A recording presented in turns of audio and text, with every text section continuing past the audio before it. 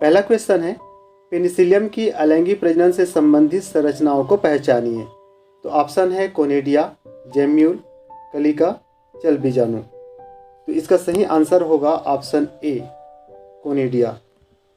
Conidia अलैंगिक बीजाणु होता है जिनका निर्माण बहिर्जात रूप से कोनिडोफोर के ऊपर होता है और जब ये टूट करके अलग हो जाता है तो इससे नए माइसिलियम का निर्माण होता है। नेक्स्ट क्वेश्चन है, कुछ वंश जैसे सिलेजनेला और साल्विनिया दो प्रकार के बीजाणु उत्पादित करते हैं। ऐसे पादपों को क्या कहा जाता है? विषम बीजाणु, होमोसोरस, हेटेरोसोरस या सम बीजाणु। तो इसका सही आंसर होगा ऑप्शन ए, विषम बीजाणु। विषम बीजाणु या हेटेरोस्पोरस पौधों में दो प्रकार के स्पोर्स बनते हैं जिसे माइक्रोस्पोर्स और मेगास्पोर्स कहते हैं और यह सिलेजनेला और साल्विनिया में देखने को मिलता है। नेक्स्ट क्वेश्चन है, निम्नलिखित में कौन सा पादप उभयलिंगाश्रयी है? साइकस सर्सिनेलिस, कैरिका पपाया, कारा या मार्केंसिया पॉलीमॉर्फा। तो इसका सही आंसर है ऑप्शन सी, कारा। कारा में एक ही पौधे में लैंगिक जनन अंग अलग अलग बनते हैं। इसके नर जनन अंग को एंथ्रेडिया और मादा जनन अंग को उगोनिया कहते हैं, अर्थात ये उभयलिंगाश्रयी होता है। बाकी सभी ऑप्शन जो है उनमें पादप जो है वो एक लिंगी पौधे हैं।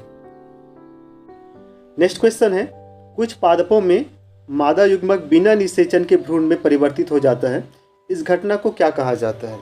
अनिषेक जनन, स्वयुग्मन, अनिषेक फलन या युग्मक संलयन। तो इसका सही आंसर है ऑप्शन ए, अनिषेक जनन या पार्थेनोजेनेसिस। नेक्स्ट क्वेश्चन है, ऑफसेट्स किसके द्वारा उत्पादित होते हैं? अनिषेक फलन द्वारा, सूत्री विभाजन द्वारा, अर्धसूत्री विभाजन द्वारा, अनिषेक जनन द्वारा। तो इसका सही आंसर है ऑप्शन बी, सूत्री विभाजन द्वारा। नेक्स्ट क्वेश्चन है, निम्नलिखित में से किसमें उसके जीवन काल में केवल एक बार ही पुष्पन होता है? आम, कटहल, बांस स्पीसीज या पपीता। तो इसका सही आंसर है ऑप्शन सी, बांस स्पीसीज। बांस स्पीसीज में 50 से लेकर के 100 वर्ष में एक बार पुष्पन होता है, उसके बाद पौधा जो होता है वो मर जाता है। निम्नलिखित में से कौन सा विभिन्नता लाने वाले नए आनुवांशिक संयोजनों को उत्पन्न करता है? लैंगिक जनन, बीजांड का एक बहुभ्रूणता, कायिक जनन या अनिषेक जनन। तो इसका सही आंसर होगा ऑप्शन ए, लैंगिक जनन। लैंगिक जनन में दो विपरीत लिंग नर और मादा भाग लेते हैं, इसलिए लैंगिक जनन के द्वारा जीवों में विभिन्नता आती है।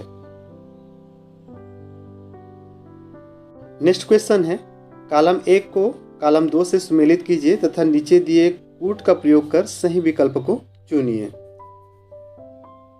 तो पहला विकल्प है आपस में जुड़े स्त्री केसर, तो इनको हम युक्तांडपी कहते हैं। दूसरा है युग्मकों का बनना, तो ये कहलाता है युग्मक जनन। तीसरा है उस्तर एस्कोमाइसिटिस के कवक तंतु, तो ये द्विकेंद्रकी होते हैं। और एक लिंगी मादा पुष्प, तो इसका आंसर होगा स्त्री केसर।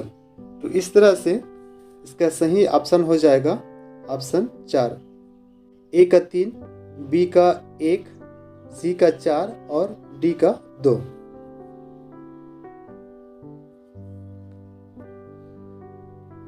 नेक्स्ट क्वेश्चन है, निम्नलिखित में से कौन सा कथन सही नहीं है? पहला है, आलू, केला और अदरक में पादपक रूपांतरित तने में उपस्थित पर्वों से उत्पन्न होते हैं। रुके हुए जल में उगती हुई जल हायसिंथ जल से ऑक्सीजन खींच लेते हैं जिससे मछलियों की मृत्यु हो जाती है। अलैंगिक प्रजनन द्वारा उत्पन्न संतानों को क्लोन कहा जाता है। सूक्ष्मदर्शी चल अलैंगिक प्रजनन संरचनाएं चल बीजाणु कहलाती हैं।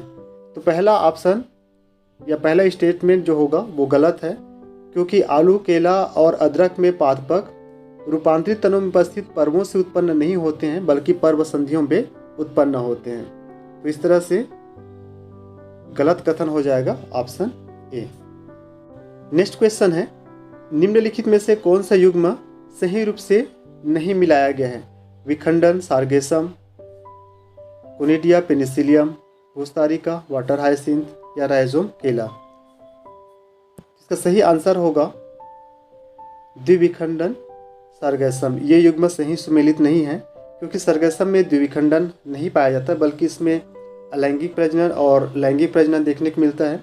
अलैंगिक प्रजनन जो कि जनन बीजाणुओं के द्वारा होता है और लैंगिक जनन आइसोगैमस, एनाइसोगैमस और ओगैमस प्रकार का इसमें देखने को मिलता है। तो इस तरह से गलत युग्म हो जाएगा विखंडन सर्गैसम। नेक्स्ट क्वेश्चन है, निम्नलिखित में से कौन सा अकशाभिक युग्मकों की सहायता से समयुग्मकता दर्शाता है? सार्गैसम, एक्टोकार्पस, यूलोथ्रिक्स, स्पायरोगायरा। तो इसका सही आंसर हो जाएगा option D, spirogyra.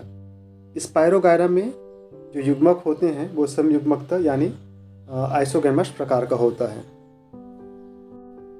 Next question है, सामान्यतः लैंगिक जनन का उत्पाद क्या बनाता है?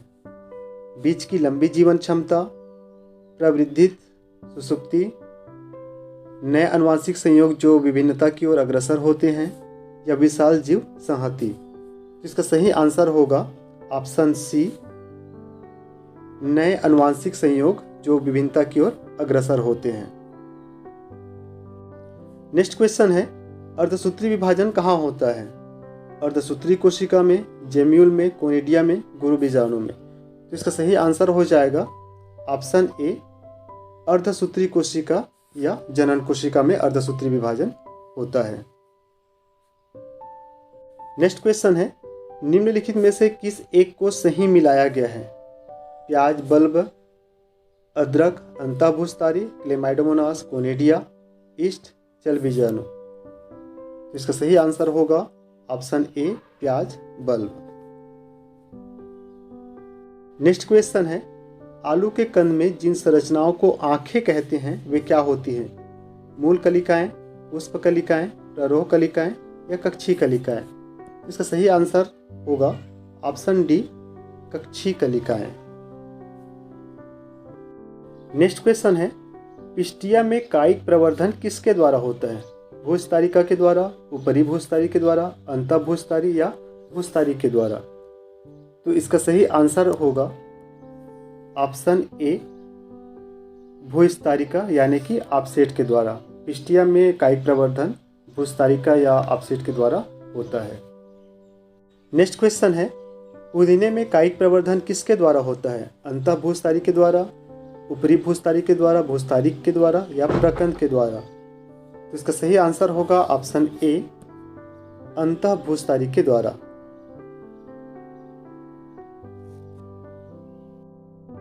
निम्नलिखित में से किस एक जोड़े के दोनों पौधों के पत्तियों के टुकड़ों से कायिक प्रजनन किया जा सकता है? ऑप्शन ए है ब्रायोफिल्लम तथा कैलेंचू, अगेव तथा कैलेंचू, एस्पेरेगस और ब्रायोफिल्लम, क्रिसिथिमस और अगेव। तो इसका सही आंसर होगा ऑप्शन ए, ब्रायोफिल्लम तथा कैलेंचू।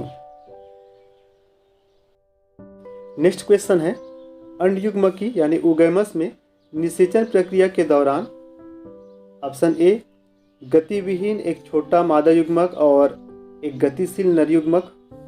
ऑप्शन बी है, एक बड़ा गतिविहीन मादा युग्मक और एक छोटा गतिशील नर युग्मक। ऑप्शन सी है, एक बड़ा गतिविहीन मादा युग्मक और एक छोटा गतिविहीन नर युग्मक। ऑप्शन डी है, एक बड़ा गतिशील मादा युग्मक और एक छोटा गतिविहीन नर युग्मक। इसका सही आंसर होगा ऑप्शन बी, एक बड़ा गतिविहीन मादा युग्मक और एक छोटा गतिशील नर युग्मक देखने को मिलता है अंडयुग्मकी यानी ओगैमस प्रकार में। नेक्स्ट क्वेश्चन है, पुनरुद्भवन के दौरान एक अंग का दूसरे अंग में रूपांतरण क्या कहलाता है? मार्फोजेनेसिस, एपीमार्फोसिस, मार्फेलेक्सिस या एक्रिएशनरी वृद्धि। इसका सही आंसर होगा ऑप्शन बी, एपीमार्फोसिस। कौवा व मगरमच्छ का जीवन काल लगभग कितना होता है? ऑप्शन ए है क्रमशः 5 वर्ष व 55 वर्ष, क्रमशः 10 वर्ष व 150 वर्ष, क्रमशः 15 वर्ष व 60 वर्ष, क्रमशः 100 वर्ष व 60 वर्ष। इसका सही आंसर होगा ऑप्शन सी 15 वर्ष और 60 वर्ष। कौवा का 15 वर्ष होता है और मगरमच्छ का 60 वर्ष जीवन अवधि होता है। क्लोन शब्द की रचना की गई है आकारकी रूप से समान जीव के लिए, आनुवंशिक रूप से समान जीव के लिए, आकारकी एवं आनुवंशिक रूप से समान जीव के लिए, या इनमें से कोई नहीं। तो इसका सही आंसर होगा ऑप्शन सी आकारकी एवं आनुवंशिक रूप से समान जीव के लिए क्लोन शब्द का उपयोग किया जाता है। सामान्यतः अलैंगिक जनन से संबंधित संरचनाएं हैं कोनिडिया, कलिका, जैम्यूल, इनमें से सभी। तो इसका सही आंसर होगा ऑप्शन डी इनमें से सभी। कोनिडिया, कलिका, जैम्यूल ये सभी अलैंगिक जनन से संबंधित संरचनाएं हैं।